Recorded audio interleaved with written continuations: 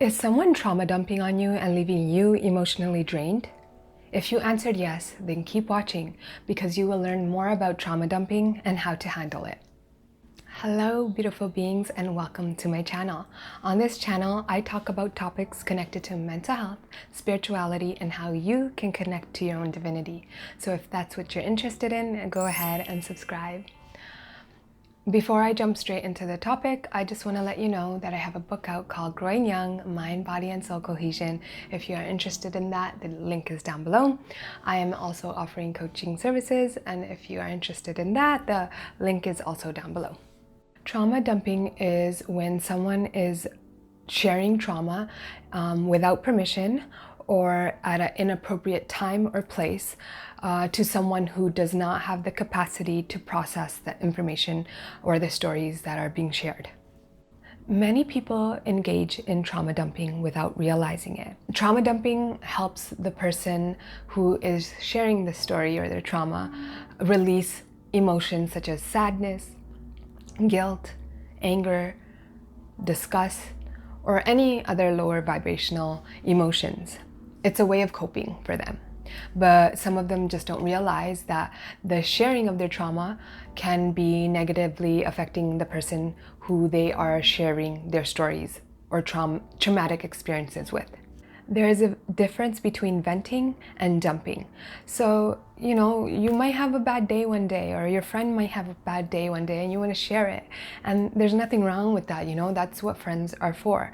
But this can become toxic if it's a constant thing or it's one-sided. And the person who is doing the trauma dumping is not considering the other person's feelings or emotions. It can also become toxic when the person who is on the receiving end of the dumping does not know how to deal or process the traumatic stories that they're hearing. We have to understand that everyone goes through their own struggles and challenges, and sometimes people do not have the capacity to take on other people's struggles or issues. Trauma dumping can push people away because some people are just not equipped to help people who have experienced trauma or are experiencing trauma. And this can lead to the person who is on the receiving end to feel angry or bitter because the other person's trauma becomes their burden. And that ultimately affects the other person's life and their quality of life and their well-being, right? So naturally, the person who is on the receiving end will push the other person away. If someone is trauma dumping on you, it is very important to set boundaries. It's completely okay to tell the person that you do not have the ability or the capacity to handle the information and the details of the person's story. You can also schedule a time that works for you. So maybe at night you feel better usually, and maybe on a Friday night you have time and you're like, okay, on Friday nights you could call me because I feel more equipped to hear that information. You could do something like that. Or if they're constantly calling, you don't have to pick up their phone. I think this happens a lot where we're like, oh, we always have to be there for people. No, if someone's calling you and you do not have the ability at the moment, it's okay to ignore their call.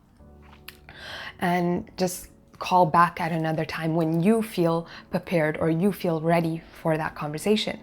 The best option is for this person who is trauma dumping to seek professional help. So I'm gonna share a quick story of how someone had trauma dumped on me. So I was dating this guy and he was constantly trauma dumping on me. So and this was happening for about 2 weeks. I known him for like about a month and a half. And this was starting to happen like more closer to the end of the connection. So for about 2 weeks, I was getting frustrated because this guy was constantly sending me messages throughout the day of the shit that was happening in his life. It was getting too much because it was a constant thing. And so I'm like, okay, this is starting to frustrate me, so I'm gonna put a boundary. So I told him, you know, this is too much. Every time I would look at my phone, I would come to these messages that were like of him being frustrated. So it was starting to dim my light too, right? And I was at that time going through my own challenges as well, and I was still processing emotions and like healing. I mean, I'm always healing, but like at that time it was a little bit more intense. So I'm like, no, I can't handle this. So I told him like, hey, I'm willing to listen to your challenges and your struggles, but it has to be a set time. It can't be constant. It can't be like an everyday thing. And to my surprise, he was upset by that. And he was upset. He told me that I'm a healer and that I should be able to manage that, which did frustrate me, and it did get me angry because I'm like, wait, hold on, I'm a human. I experience emotions, and I also go through my own challenges and struggles as well. So like, how dare you, you know, like tell me that I should be able to manage it. So I got frustrated at that, and thankfully it ended. Thank God for that, because that was a huge red flag. It just showed that he didn't have the ability to care for my needs, and when I set up a boundary, he didn't care, he didn't honor it, and he couldn't see my side of the struggles of what I was going through at the time. So thankfully it ended. The reason why I wanted to share this story is because I wanted to illustrate to you that sometimes people are not going to take you setting up a boundary in a positive way. Some people are just not going to, and then that's your decision, you know, if you want to keep them in your life or not. So yeah, I was happy that it ended, because after the connection ended, I felt a lot better. I hope this video was helpful. If it was, please don't forget to share, like, and comment if you do have any stories of trauma dumping in the comment section. I guess until next time, peace and love.